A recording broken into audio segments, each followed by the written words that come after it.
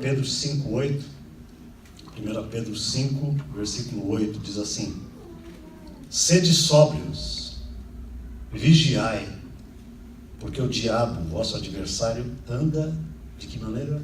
Em derredor, bramando como um leão, buscando a quem possa tragar. Isso é terrível, né? Se você pensar nesse quadro, Satanás está procurando engolir o crente. É isso que ele está falando aqui, esse texto. Então, queridos, hoje eu quero falar um pouquinho sobre equilíbrio. Como é que a nossa vida emocional precisa de equilíbrio. E a gente precisa analisar constantemente a nossa vida, a fim de manter o equilíbrio. Porque uma vida sem equilíbrio é uma porta aberta para o diabo. Pessoas desequilibradas são uma porta para Satanás. E neste texto, o apóstolo Pedro fala: sede sóbrios e vigiai. O sentido original da palavra sede sóbrios é o seguinte: sejam bem equilibrados, com uma mente bem equilibrada. É isso que significa ser sóbrio. Ser sóbrio não é somente deixar de tomar álcool, né? Ser sóbrio é ter uma mente equilibrada, ter pensamentos adequados. E existe muita gente desequilibrada, né? Então, geralmente, as pessoas desequilibradas, elas são 8 ou 80, né? Ou as coisas são feitas do jeito delas, ou não são feitas de jeito nenhum.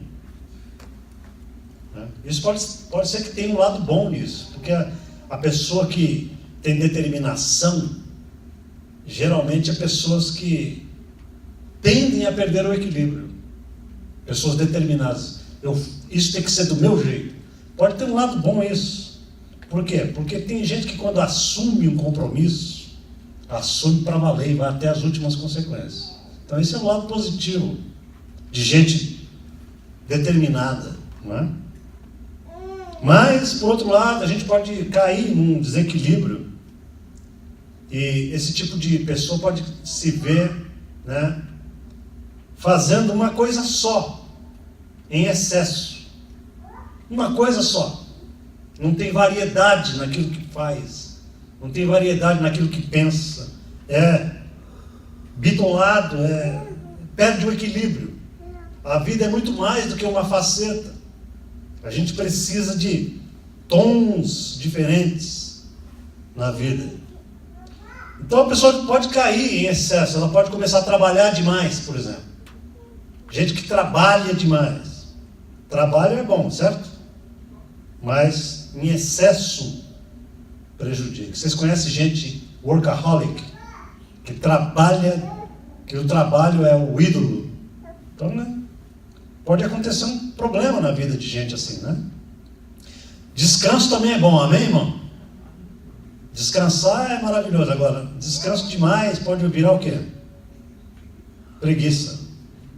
Né? Então, excesso, o que é o excesso?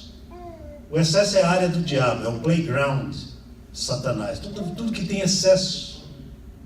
Tudo, né? Vamos pensar um pouquinho sobre a sua vida essa noite. Porque eu não quero que você pense na vida do irmão que não veio. Essa mensagem é maravilhosa para aquele irmão que não veio hoje. Não, eu quero que você pense na sua vida. Amém? Vamos pensar como é que está a sua vida. Existe alguma área da sua vida que você está fora de equilíbrio? Ou fazendo coisas em excesso? Veja que isso tem a ver com a área emocional da gente. Se existe algo assim na sua vida, então existe uma porta aberta para o inimigo. Porque pode ser que você consiga ir tocando a vida desse jeito, mas vai chegar uma hora que, cedo ou tarde, as consequências elas vão começar a acontecer na vida. Tudo que é desequilibrado gera consequências. Então, hoje eu quero pensar um pouquinho na vida de uma mulher na Bíblia que era bem busy. Sabe o nome dela? Marta. Eu queria ler um texto de Lucas, amém? Que diz assim: e aconteceu que, indo eles pelo caminho, entrou a eles Jesus numa aldeia, e certa mulher, por nome Marta, recebeu Jesus em sua casa. E ela tinha uma irmã chamada Maria, a qual, se assentando também aos pés de Jesus, ouvia a palavra de Jesus. Então preste atenção, queridos. O que quer que Maria estivesse fazendo naquele momento, quando Jesus entrou na casa, ela percebeu que algo mais importante estava acontecendo. E ela deixou o que ela estava fazendo e se sentou aos pés de Jesus, porque ela não queria perder nada. E eu cumprimento vocês que estão aqui na igreja hoje à noite, que tomaram tempo para estarem aqui na igreja, no discipulado de segunda-feira com a gente, toda semana. Por quê? Porque quando você faz isso, você está declarando que você decidiu fazer uma pausa em tudo que você está fazendo, apenas para uma coisa, para ouvir a palavra de Deus. Então eu parabenizo você nessa noite, porque você fez isso. Amém? Quando a gente dá tempo para Deus, queridos, é impressionante como Ele faz o restante do nosso tempo render. É como o dízimo. Você fala assim, eu não posso parar. Não. Mentira, você tem que dedicar um tempo a Deus. Amém. Santifica parte do seu tempo a Deus. E Ele vai santificar o restante, Ele vai abençoar. Amém. Então é impressionante isso, como que Deus faz fluir o seu tempo. Agora é impressionante também como que o inimigo, Satanás, rouba o nosso tempo. Quanto tempo nosso é roubado com tanta bobagem. E as coisas essenciais vão sendo deixadas de lado. Amém? Então Maria, o que Maria fez? Ela viu uma oportunidade. Eu quero dizer para você o seguinte: pare de desperdiçar oportunidades na sua vida. Pare. Porque oportunidades que você está deixando passar, pode ser que nunca mais venha te visitar novamente. Pode ser que você nunca tenha mais a oportunidade que você está tendo. Mas a Marta, ela disse assim no versículo 40, Marta, porém, andava distraída em muitos serviços. Veja, não é ruim a gente estar ocupado, mas a palavra de Deus diz que ela estava distraída com a ocupação. É possível que isso aconteça com você, que de tanto se preocupar com a vida, de tanto se preocupar com dinheiro, de tanto se preocupar em pagar aluguel, luz, telefone, você está se esquecendo da essência da sua vida, que é a espiritualidade. A gente tem que ter cuidado com isso, principalmente aqui numa terra estranha. A gente vem para cá e a gente acha que a gente tem que trabalhar dia e noite. Não, eu quero falar um pouco com a igreja sobre isso essa noite. A gente precisa ter cuidado para não cair no desequilíbrio. Amém? Então, algo importante estava acontecendo, mas a ocupação da Marta fez ela não captar a importância daquele momento. Amém? Eu acho que nesse tempo que a gente está vivendo, que exige rapidez em tudo, a gente precisa dar uma diminuída na velocidade do nosso raciocínio. A gente aprende com a internet, com a época da era da informalidade, da informação, aliás, da informática. A gente aprende que tudo tem que ser para ontem. Tudo tem que ser rápido. A nossa vida vira um micro-ondas. Aperta um botão, tudo tem que funcionar. A gente quer que até os relacionamentos funcionem dessa maneira. Sabe? Se o nosso parceiro não está atendendo às nossas expectativas, a gente começa a perder a paciência, a gente quer atropelar pessoas, porque a gente está nessa loucura, nesse afã louco. E eu vou dizer uma coisa para vocês: a gente tem que diminuir a velocidade da nossa compreensão. A gente precisa aprender a se acalmar. Amém, igreja? Vocês estão entendendo isso? O que Deus está falando para nós hoje aqui é muito importante. A gente precisa aprender a diminuir essa nossa frenesia diária. Eu não sei se vocês são assim. Tem gente que levanta às 5 da manhã, já vai para o gym, depois do gym toma um café rápido, depois sai correndo e pega um trânsito e trabalha o dia inteiro, e quando chega à noite está cansado e não dá atenção para nada, nem para ninguém, nem para Deus, muito menos, e fica nesse ciclo doentio que é puro inferno isso, amados irmãos. Deus não nos chamou para isso. Eu atendi um seminário essa semana, interessante, de uma grande, talvez de uma das maiores companhias americanas. Eu fui ver num hotel.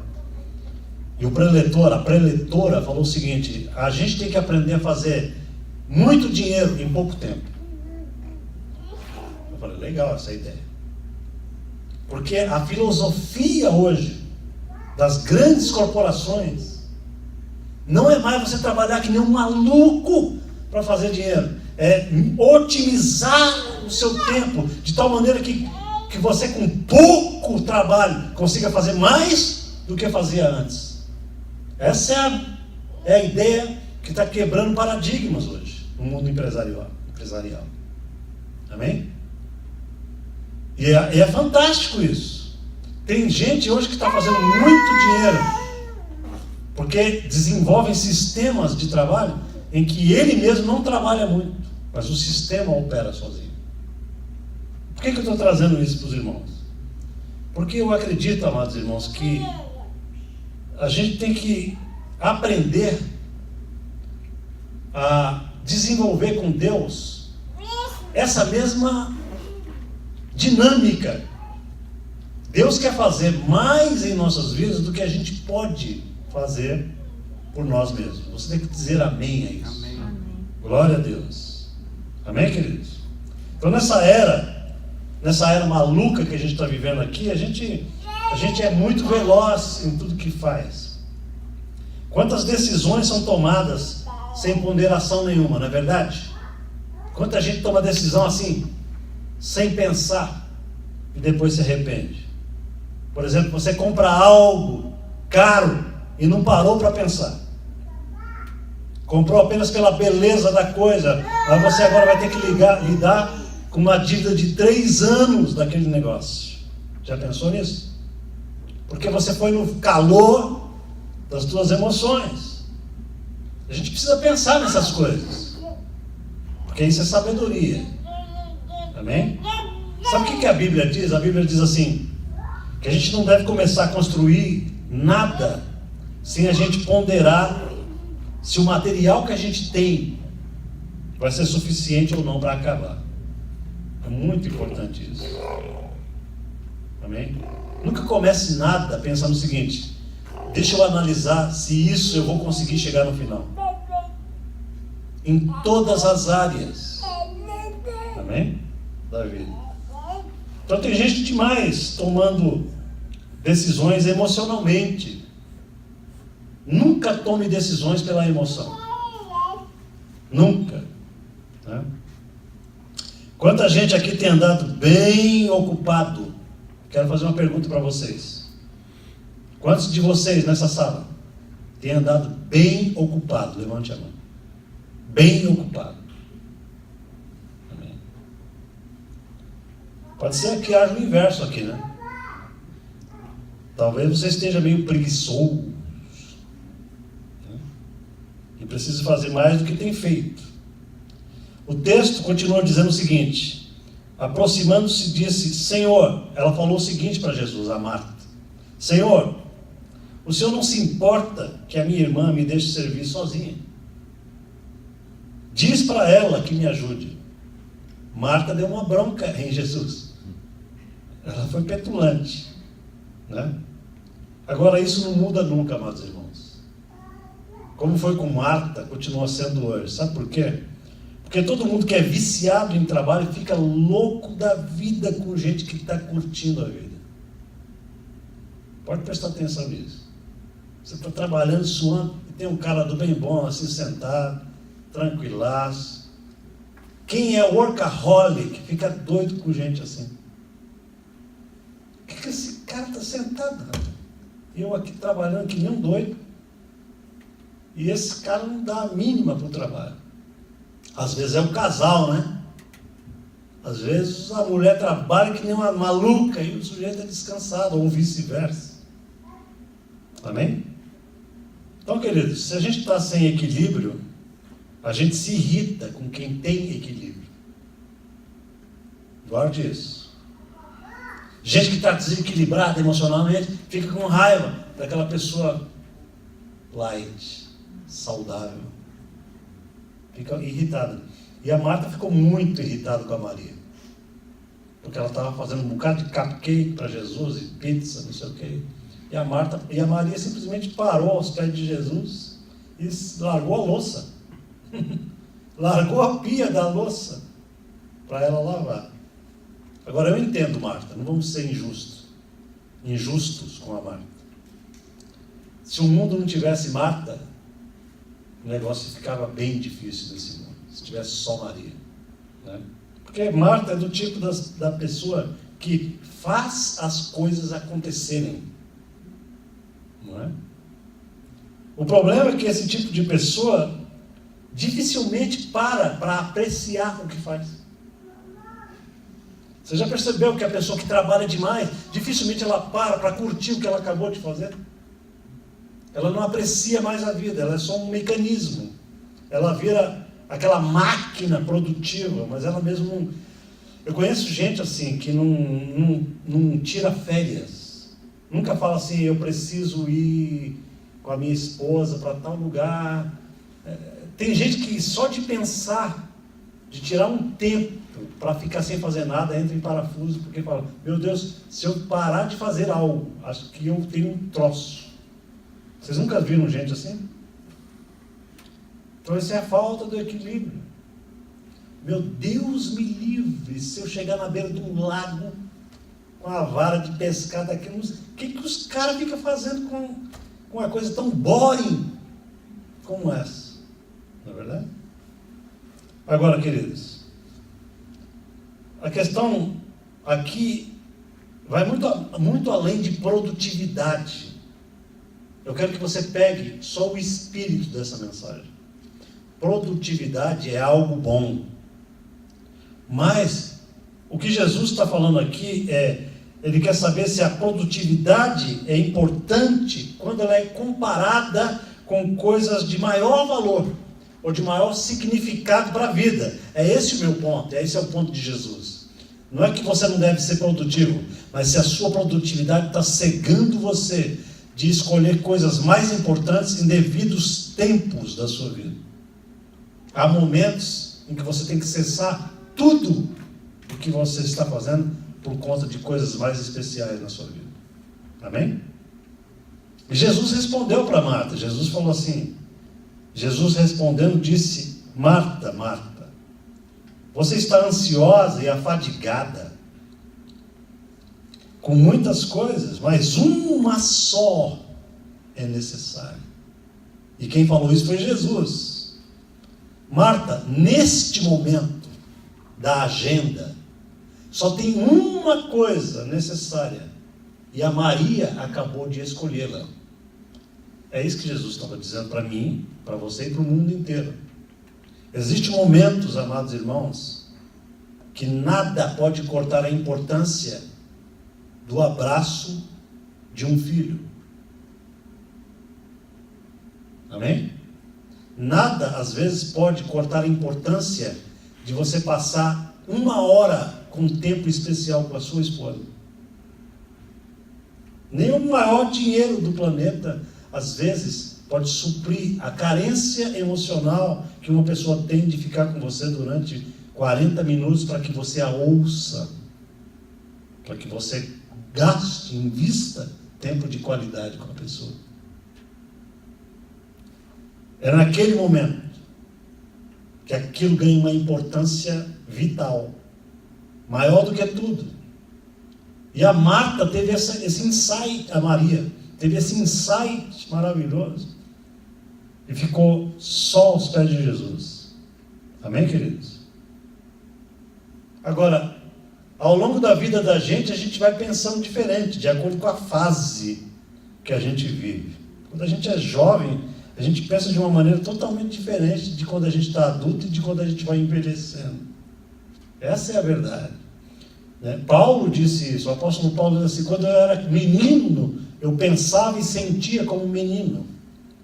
Mas agora que vim a me tornar um homem, eu penso como homem.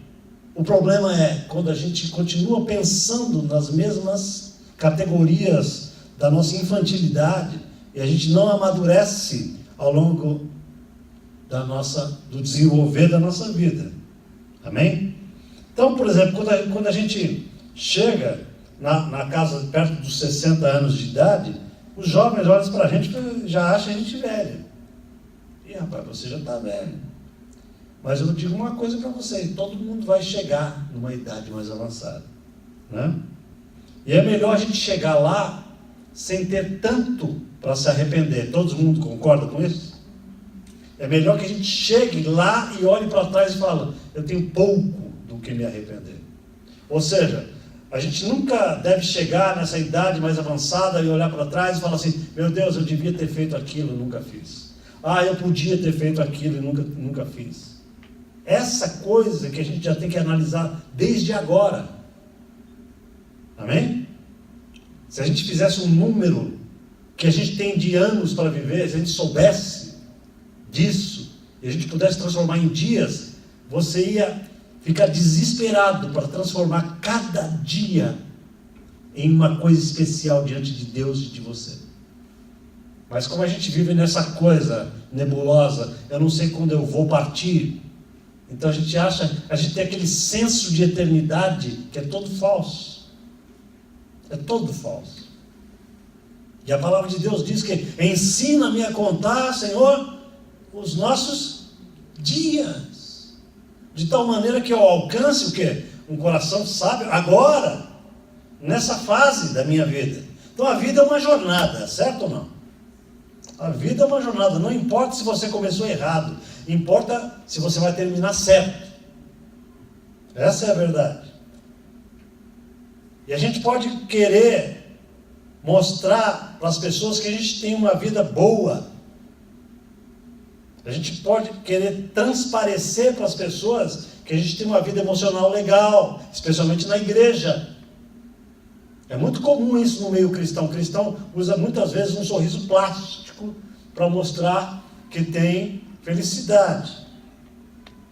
Mas quando a vida, na verdade, não está experimentando a qualidade de vida que Jesus morreu para a gente ter. Isso é muito perigoso. Muito perigoso. Porque o reino de Deus não consiste de coisas. O que Jesus diz em Mateus 6,33? Buscai, pois, em primeiro lugar o reino de Deus e a sua justiça, e todas as coisas serão acrescentadas. Coisas são acrescentadas a quem busca o reino. Portanto, o reino não são coisas. Reino atrai coisas. Amém, igreja? Mas o que é o reino de Deus? O reino de Deus, disse Jesus, está dentro de vós. O reino de Deus é justiça, é paz, é alegria no Espírito Santo, diz a Bíblia. Agora, eu pergunto para vocês uma coisa: uma vida de extrema pressão emocional, cheia de estresse, de culpa, de condenação, essa vida pode manifestar essa plena alegria do Espírito Santo? Não pode. Não é uma vida produzida por Deus. Jesus disse o seguinte: eu vim para que todos tenham. Quando ele disse vida, essa palavra em grego é zoe. Porque em grego tem duas palavras para vida. Não sei se os irmãos sabem disso. Tem a palavra bios, que significa vida física. Esse corpo meu tem vida bios, ou biológica. Mas quando Jesus diz eu vim para que vocês tenham vida, ele está dizendo zoe, que é uma essência, é uma qualidade de vida que é produzida pelo Espírito. Jesus veio trazer esta vida, Zoé, porque a vida bios, todo mundo tem. Todo mundo já está vivendo, embora às vezes vegetando. Amém? Então, queridos, não importa o tanto de coisa que a gente tem na vida, que a gente possui. Quem tem o reino de Deus tem justiça, paz, e tem alegria. E tem uma outra coisa que eu quero que você saiba, quem tem o reino de Deus. Tem bons relacionamentos. Amém? Porque a Bíblia, ela só fala, a Bíblia é um livro de relacionamentos. Primeiro, com Deus. Depois com você mesmo. E por último, com os outros, com as pessoas. Amém? E chega um momento na nossa vida, queridos, que a gente não pode perder mais tempo. Né? A gente não tem mais tempo, eu não sei vocês, mas eu cheguei à conclusão seguinte: eu não tenho mais tempo a perder com bobagem na minha vida. Eu já não tenho mais tempo para gente boba, para ressentimento. Eu não tenho tempo para isso mais. Eu não tenho tempo para autopiedade, ficar com dó de mim mesmo, o que as pessoas falam, o que as pessoas pensam, e ficar me remoendo. A gente não tem mais tempo para isso, amados irmãos. O tempo se abrevia. Amém? O tempo está abreviado. Vocês não estão vendo as coisas que estão acontecendo? Não é? Então, queridos, viver com pressa pode fazer a gente perder muita coisa preciosa. Pode ser que no afã da gente viver com pressa, a gente pode ferir muita gente. A gente pode querer atropelar muita gente. A gente pode ferir pessoas que dependem de um contato com a gente. Jesus nunca fez isso. Jesus era extremamente prático naquilo que ele fazia. Jesus ia direto ao ponto. Vocês nunca leram quando Jesus vai direto ao ponto para as pessoas serem práticas com ele? Nunca viram isso? Quando Judas tinha que trair Jesus, Jesus falou o seguinte para Judas: Judas, o que você tem que fazer, faze-o logo. Olha que coisa que Jesus falou para Judas. Você tem que trair, mano, trai logo, porque o negócio está... A gente tem que ter praticidade na vida. Você vai trair? Trai logo. Você vai amar? Ama logo. Você vai arrumar a casa? Arruma logo. Conheço gente que fala assim: meu Deus do céu, eu preciso arrumar essa... Palavra de gente proativa não é eu preciso, é eu decido. Amém? Eu preciso tanto ir na academia. Esquece. Você não vai na academia quando você precisa ir. Você só vai quando você decide ir. Hoje eu decido. Eu preciso tanto trabalhar, pastor.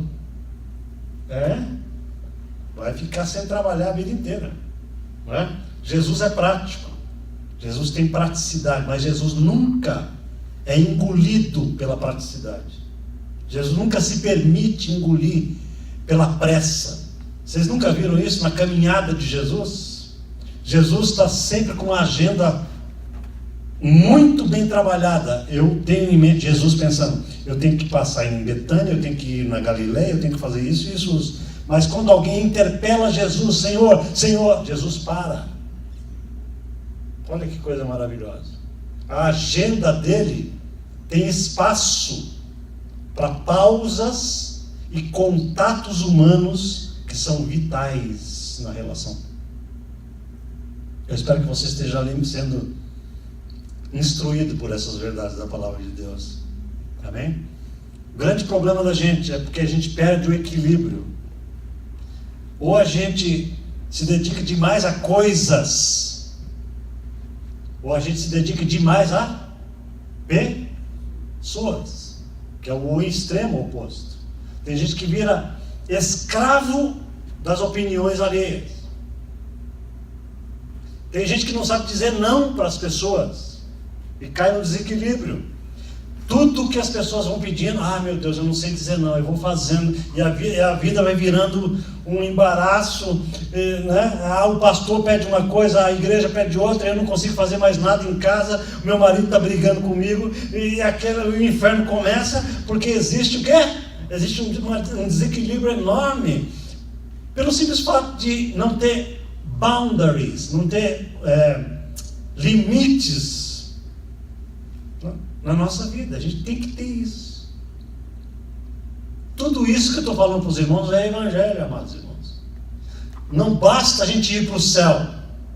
O período que a gente está vivendo aqui tem que ser bem vivido, amém, igreja? Eu vou para o céu um dia, mas a minha vida não pode ser infernalmente salva. Eu tenho que ter noção bíblica de como otimizar a minha vida, as minhas emoções, os meus relacionamentos, o meu trabalho, o meu tempo. Por favor, não seja escravo quando Jesus já te libertou. Aleluia. Equilíbrio é fundamental. Amém? Não é à toa que Deus estabeleceu o sábado. Se você pegar o Êxodo 20, Deus falou o seguinte para Israel: 6 dias vocês trabalharão, mas no 7º dia será o sábado do Senhor. Nem você, nem os teus animais, nem o teu servo, ninguém fará obra nenhuma nesse dia, para que vocês aprendam a descansar em nome de Jesus. E a gente não está mais na época da lei, a gente perdeu essa noção. Eu vou dizer uma coisa para os irmãos: a gente precisa reaprender alguns princípios. O espírito da lei é muito legal. Não o legalismo, mas o espírito da lei. Porque o que Deus estava fazendo é o seguinte: assim como eu fiz o mundo em 7 dias e parei, você também tem que dar um tempo para mim, para santificar a tua vida. Você tem que ter pausa na tua vida. Lá em Levítico, Deus tinha estabelecido o seguinte: 7 anos você vai arar a sua terra e semear na tua terra, mas no 7º ano, o mesmo princípio. No 7º ano, vocês vão passar um ano inteiro sem semear, sem arar, vocês vão dar um tempo para a terra. Sabe por quê? Porque senão, em pouco tempo, a terra de vocês não vão dar mais nada de fruto. Sabe o que a gente faz? A gente não respeita princípios espirituais. E a gente vai que nem doido, vai trabalhando, vai fazendo tudo que tem direito.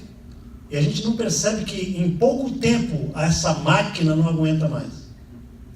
A gente não vai ter condições, vai quebrando tudo, vai quebrando relacionamentos, vai quebrando a nossa saúde, porque a gente só pensa em trabalho, só pensa em dinheiro, e a gente precisa trazer a vida de volta para os princípios de saúde e de vida que Deus estabelece para a gente. Amém? Amém, querido? Isso é muito importante. Uma última coisa que eu vou falando para os irmãos: aprenda a tomar tempo com você.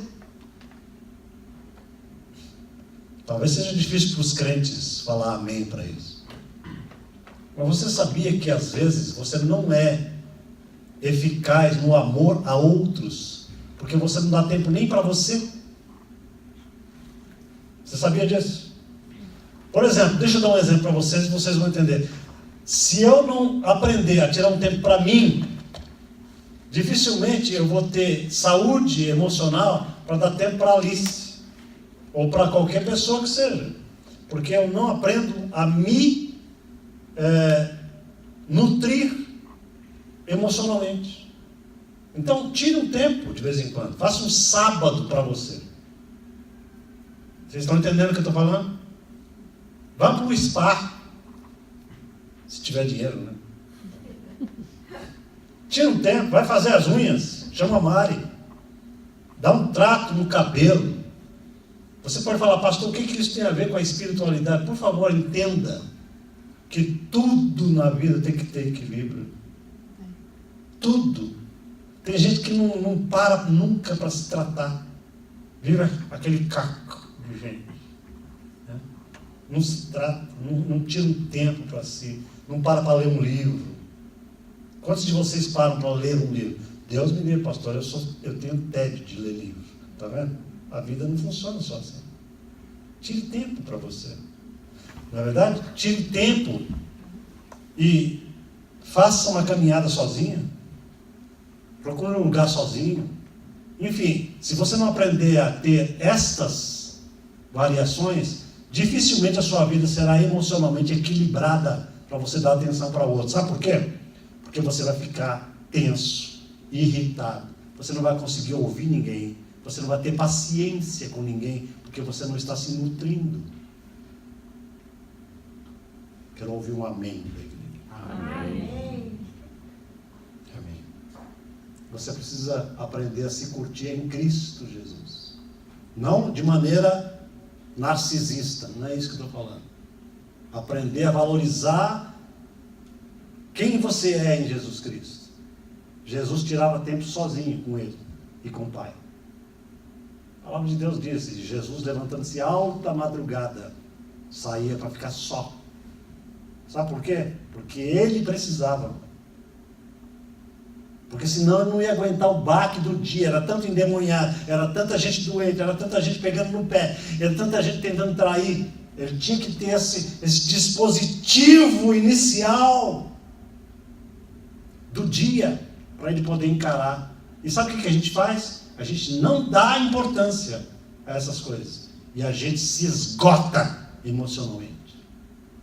A gente fica um caco, como diz na gíria. Estou um caco. Por que está um caco? Porque não pratica o princípio da sobriedade, que é aquilo que Pedro falou no início da pregação. Sede sóbrios, vigiai, porque o diabo, vosso adversário, ele gosta de gente assim que não para. Ele gosta dessa coisa que você não tem equilíbrio em tudo que faz. Amém? Equilíbrio é fundamental, queridos. Amém? Amém. Equilíbrio é fundamental até para que a palavra seja arraigada em nós. A gente precisa de tempo para que a palavra ganhe raiz em nós. Esse negócio que eu estou falando é muito importante. Sabe por quê? Porque a maioria dos cristãos hoje, sabe o que eles fazem com a Bíblia? Eles querem uma coisa assim, como nós estamos na era da informática e da rapidez, eles querem pílulas da palavra. O pastor vive fazendo 2 minutos na palavra para ver se ajuda os cristãos. Né? Porque a gente quer coisa rápida. Se o pastor falar 5 minutos, eu não posso perder tempo com a palavra. Então, a palavra não cria raiz em nós. E Paulo diz que a palavra de Deus seja arraigada em vós. Vocês precisam ouvir isso que eu estou falando. Isso precisa descer para o coração de vocês e falar assim, amém. Vocês têm que falar amém para a palavra. Não para o pastor necessariamente, mas para a verdade. Amém? Equilíbrio é fundamental. E para um cristão, isso é mais necessário ainda. Porque alguém pode ser desequilibrado até em relação à Bíblia. Por exemplo. A Bíblia, irmãos, ela é a palavra de Deus, mas você sabia que a Bíblia pode ser a mãe de todas as heresias e de todas as neuroses que um crente pode ter? Porque ela pode ser interpretada errada e ela pode se causar um grande problema se você não tivesse solidez e sabedoria e sobriedade. A Bíblia pode ser a mãe de todas as heresias, depende de como ela é manipulada. Eu posso criar um monte de heresia aqui e falar um monte de bobagem usando a Bíblia. Porque eu tiro textos dos contextos e faço aquele balaio de gato e os irmãos vão ficando debaixo do que eu quiser. Eu posso criar o que eu quiser com a Bíblia. Cuidado. Então, a Bíblia em si não é a solução para a sua vida, mas a interpretação dela deve ser correta. Amém? Eu vejo muita gente tomando posições fechadas e radicais em relação à Bíblia, sem nenhuma possibilidade de flexibilidade. Isso é desequilíbrio. São crentes radicais naquela ortodoxia gelada, inflexível, sem possibilidade de mudança. O Espírito de Deus não trabalha assim, amados irmãos. O Espírito de Deus, ele trabalha com a expansividade da apreensão do teu entendimento.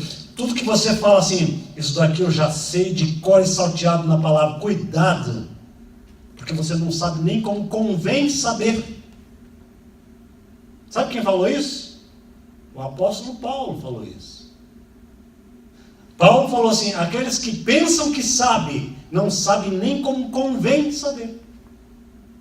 Então a inflexibilidade é algo terrível na vida dos cristãos. Essa semana eu vi um crente com uma camisetona assim, todo orgulhoso, calvinista, tirando foto. Então os crentes têm esse orgulho doutrinário, um orgulho religioso que Jesus coloca no pé.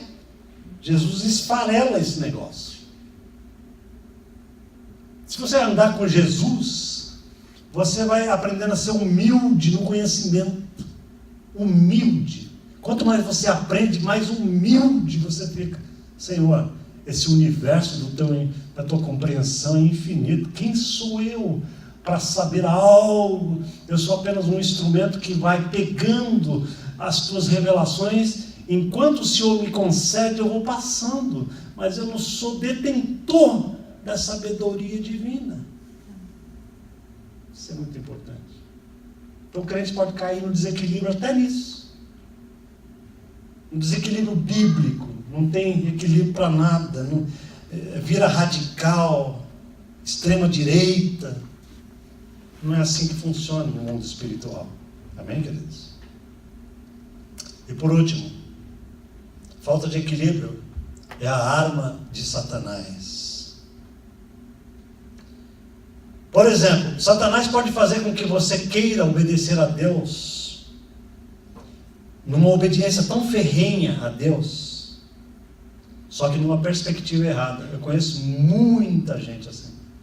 Você olha para o cara, ele quer obedecer a Deus, mas o jeito que ele quer obedecer a Deus contraria todos os princípios do Evangelho que Jesus Cristo estabeleceu. Então Satanás fica contente. Continue assim. Porque Satanás está produzindo aquela falsa obediência. Até isso é desequilíbrio. Gente que não conhece os princípios pelos quais a gente tem que obedecer ao Senhor, né? Ou então o contrário, né? Satanás pode levar alguém a um desleixo total em relação a Deus. Desleixo total. São os desequilíbrios, os extremos do desequilíbrio. Amém? Então nessa noite, amados irmãos, eu paro por aqui apenas para orar com vocês, apenas para que a gente possa ser humilde na presença do nosso Pai Celestial e falar assim: Pai, eu acho que aqui nessa sala não tem ninguém que não possa cair em um desequilíbrio ou outro. Todos nós podemos. A gente pode ficar preocupado com as coisas da vida, a gente pode achar que o nosso suor é que nos sustenta. Esse é um grande engano. O nosso suor é apenas um mecanismo que sai, né, no processo de Deus nos sustentar. Né? Quando Deus disse ao homem: do suor do teu rosto comerás do teu pão, ele está falando numa época em que ele estava amaldiçoando a terra por conta do pecado. Em Jesus, aquele que levou a maldição de nós, Jesus diz o seguinte: não é o teu suor doravante, não é o teu suor que te sustenta. Isso era para Adão. Em mim, em Jesus, é a minha graça que te sustenta.